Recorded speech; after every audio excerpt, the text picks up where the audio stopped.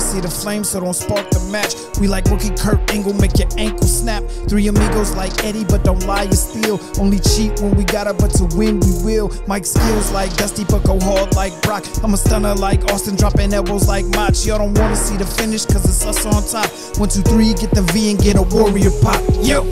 It's Wednesday, you know what that means. Welcome to another edition of the Bump Boys podcast, as we're doing the AEW Dynamite review. With me as always, it's Joe and Will. What's up, y'all? What's going on? Can I bring the mic closer to the mouth? Sure. It is your boy, Mr. Wilbur 95, a.k.a. Will, a.k.a. Wilbur, a.k.a. King William. What's going on, guys? Nice little Wednesday Dynamite. Nice little show we got. It was a decent show. Definitely was a decent show. It's weird. It's weird when you go into these shows after watching like a Raw. Hey, Raw was good. Raw was really good this week. So we'll give them credit. Hey, if you want to watch our Raw link, click the link right here. In the description box below. Go down 6 feet deep and you'll find that. But yes, let's kick it off. So we had Tony Khan coming out. I gotta say, Tony he'd be hyping.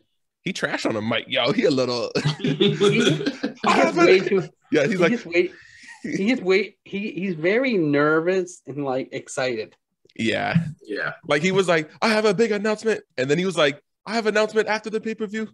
I mean, before the pay-per-view. I was like, oh wait, what? I was like, are you announcing that is your big announcement today that you have an announcement for after the pay-per-view? But he did announce Ring of Honor was purchased. Money.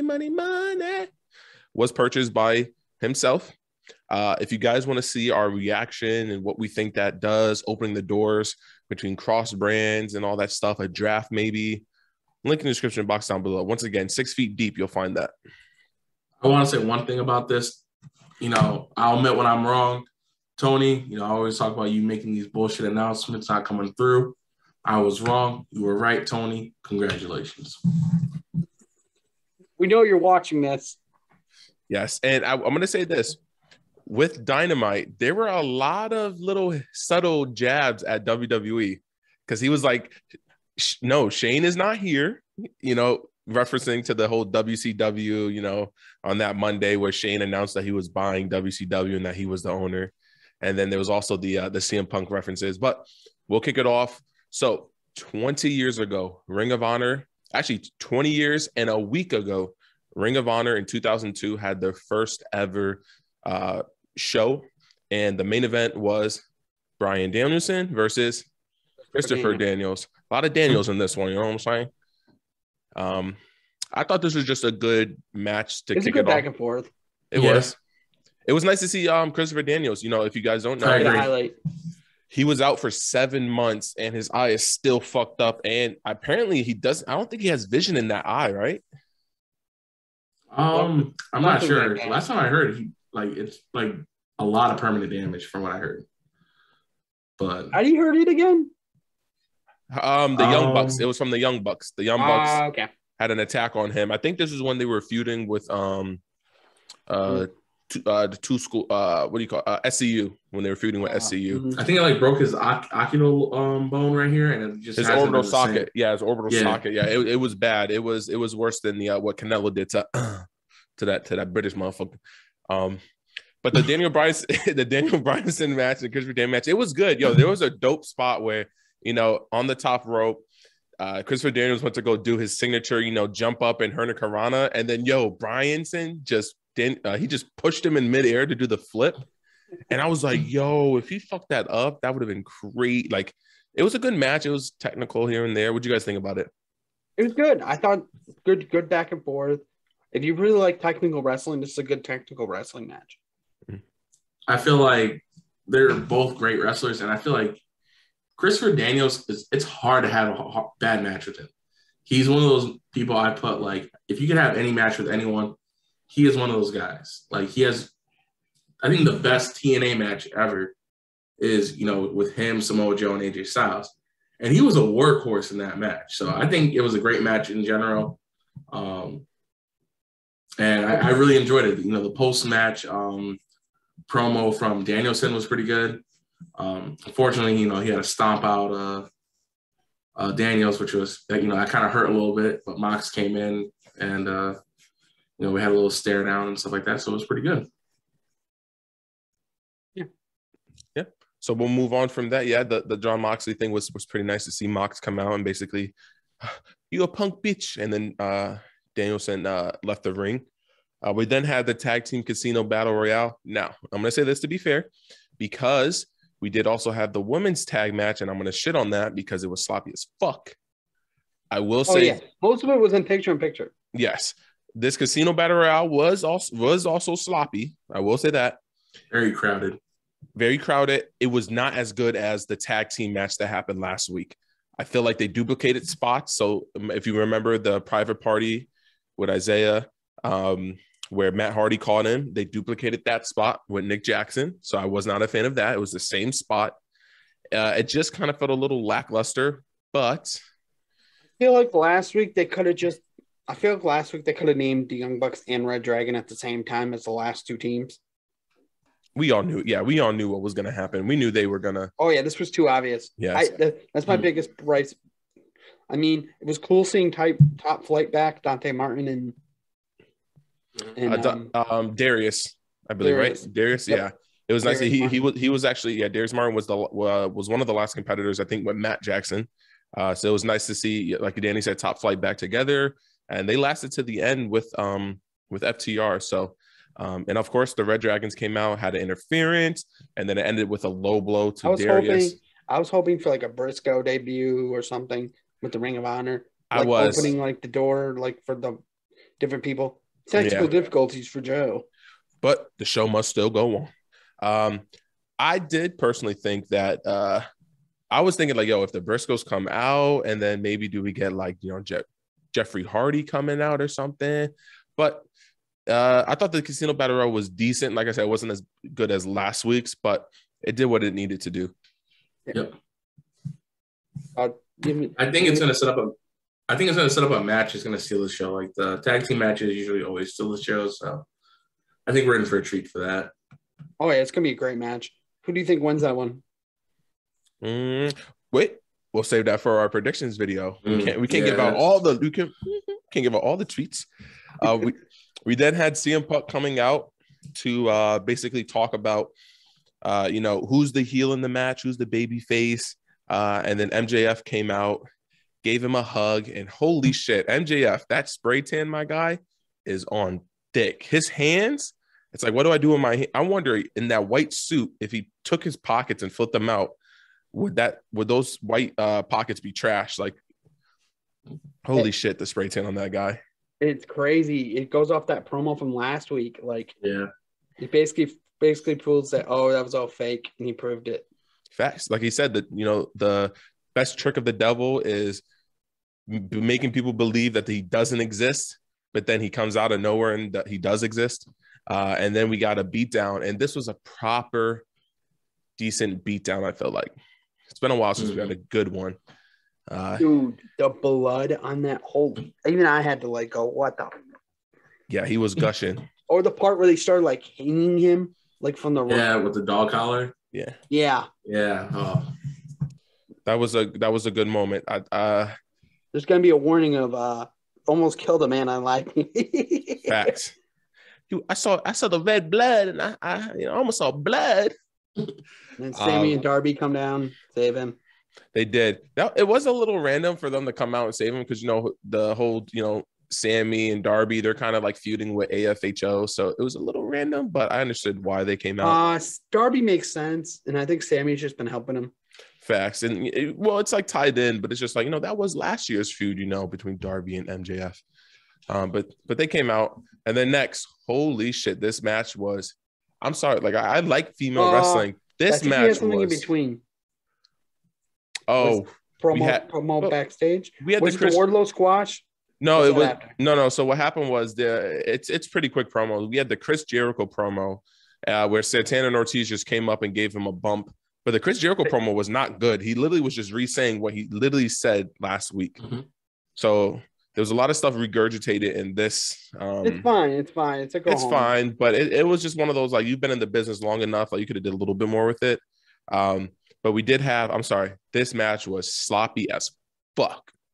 And I call out whether you're female, whether you're male, whether you're trans. I'm going to call it out. The match and the shit is sloppy. I'm calling that shit out. This match was sloppy as hell. Who was the most sloppiest? Jamie was pretty freaking sloppy. Bro, Jamie, I'm not going to lie. Britt Baker was sloppy in this shit. Even fucking Thunder Rosa was sloppy in this shit. They had no chemistry whatsoever. Absolutely. I was just about not. to say that. Yes. They had their chemistry and how they were syncing up with each other, it just wasn't there. And it was just kind of awkward watching it. I'm not going to lie. It was not fluent. And I'm sorry. I don't know if it's because it was spent 90% of it in picture. Yeah, I don't know. I honestly, like, I was disappointed. There was a spot where Britt Baker went to like hit Thunder Rosa and she stopped, and then Thunder Rosa went to go hit Britt Baker, but Britt Baker wasn't fully like in front of her, so she stopped and like then she hit. I was like, it looked really bad. Awkward. It looked awkward, yeah. Like, and it's weird. Like, you would think the chemistry. Honestly, Mercedes Martinez was probably the most non-sloppy wrestler in the match. You know, trying to piece everything together. The least amount of time. Bro, it was weird. It was almost like chaos. It was like sloppy chaos too, because like sometimes they were like double teaming, and it was just like they were double teaming in the ring. And the ref not saying anything. Yeah, it was just so the kick at the it was just a sloppy match in general. And like I said, don't get me in the comments, but I whether you're like I said, female, male, trans, whatever, he, she, they, like if the match in the promo is sloppy, I'm calling it out. Very, very sloppy. The only thing that kept the cameraman's always focused on Jamie Hayter's ass. Facts, yeah. It's just how it is. Make it entertaining, man. Yeah, and then so Thunder Rosa and Mercedes Martinez won. Britt got pinned, which I was surprised, but they sometimes do this in storyline feuds. Like, can't she do it again on Sunday? But that basically easily predict that Britt's probably gonna win. Yeah, facts. That's my prediction. I know we're saving it for that video, but I don't see them putting on Thunder because honestly, I don't think Thunder's ready to be like English is good enough to like do promos. But they did have Riho, who's not the great, who's probably, I bet Thunder is better than Riho. Yeah, but still. It's hard. I could see it happening just for like the indie scene aspect of it to give more, notability. I could see Britt retaining. There's a lot of females contracts that are up as of Sunday that were released by WWE because you got Knox coming in, you got Tony Storm. Oh yeah, Tony Storm's going to be a big one. But predictions. We'll save it. Yeah, we'll give them a little taste, Danny. We will save this for the predictions. Yeah, I'm good. We did have a regurgitation, another promo with Keith Lee and Tony Stark. Ricky Stark, Iron Man. Tony Stark. And then you had Powerhouse Hobbs, and it was just the same thing, like, hey, watch yourself on Rampage. And then he was like, it was just one of those, like, okay, it was a lot of shit was regurgitated, which I wasn't a fan of. It just kind of felt like there was a lot of positives. There was a lot of this was like a very mid kind of Dynamite for me. We had Wardlow versus Cesar Bononi. He was the guy that was on NXT. NXT before. Yeah, he was another guy that like Wardlow wins. Yeah, Wardlow wins with the power bomb, and then he basically stops, Sean Spears from hitting the down opponent with a chair. That's fine. They teased it a little bit because that goes into the backstage segment before the main event. It does.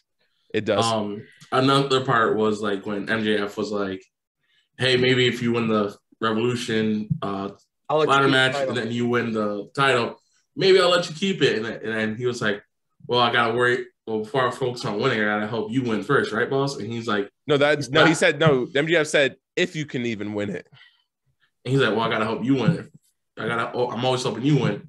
And he was like, "You would have been nothing without me." And telling him, "Oh yeah, you don't even work here. You're just a contract for me." Well, y'all forgetting the best part. He smacked the shit out of him. Yeah, y'all didn't even mention that. He before he even said any of that, he was like, when Wardlow chopped back at him, he went, "What'd you say to me, bro?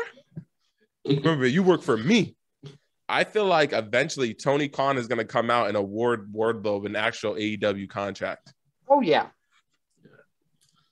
You know what I would have loved if instead of him hitting like a face like this, if he just hit him like this, like face on, just like shut up, like a bop, just bop. No, he's not trying to break his. That's how you break a nose, though. He's not trying to break his nose. You hit it in the cheek. Remember, when you're trying to do a spot, you always hit in the cheek. It's a fleshy part. I know. If you hit someone like this, it's disrespectful, bro. Like, could you imagine just getting like He's not a dog. That's what you do to dogs. Smack a dog on the nose. Like talking about MJF, man. This man, what is he? A cat? Cut a Jew boy promo and then just starts kicking dudes in nuts. So dude's different.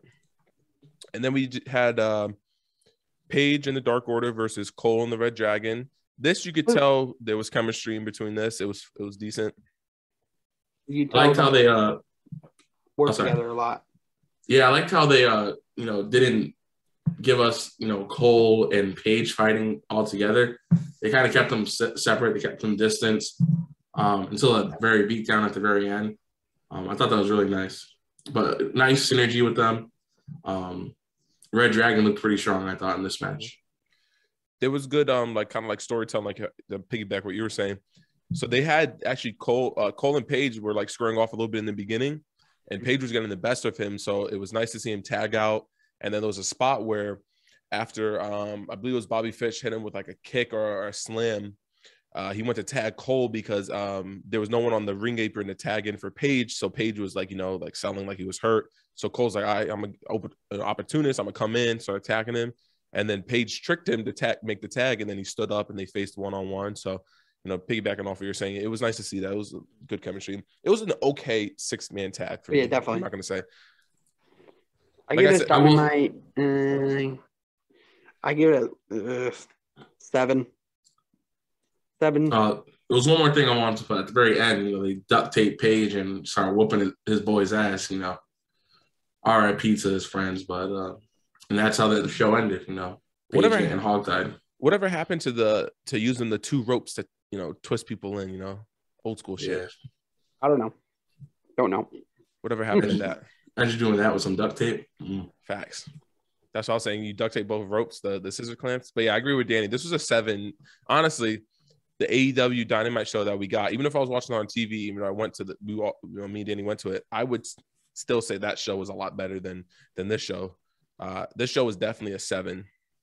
I feel like they rehashed everything from our show. Yeah. I'm giving this one I'll give it a 7. I think a 7's fair. So straight 7s? Maybe a 7.3 if you had to stretch it. I think a 7 is generous. So I was thinking 6.9, 6 point. Yeah. No title match, nothing like that. It was just kind of, extending everything into Revolution. It was the go home show. Oh yeah. It was okay. Honestly, I would have, and what's crazy is, so I know it's a go home show, but there was no mention of the Black family, Buddy Murphy. They had a promo. Did they have a promo? Yeah, they had a promo video. But not in I mean like an actual interview or something like that. I could have a vignette. They could have dealt the vignette. I feel like they could have, maybe did a segment, maybe not giving us the Keith Lee segment or something like that, and just giving us the straight, Black family. Hey, buddy. Let's talk about Sammy Guevara and his weird cards. But I'm not gonna lie, yo. They did a picture on that, and I was like, that was the worst thing you could do because that was for the World match. I was like, why would you do that every week? Bro, they do that every week with the cards. Yeah, bro. I totally zoned out on that, bro. When they went picture to picture, I don't care if it's still picture to picture. I'm going back on my phone. So I zoned out like a motherfucker on that. But overall, this was a decent, okay Dynamite. I say we give it a 7, I think it's all 7s fair enough. Great 7s. Any last closing statements? I'm good, y'all. I'm good. All right, spin the bump, boys. We're out. Peace. Out. We'll stop. Must bid you adieu, a goodbye, mwah, and good night.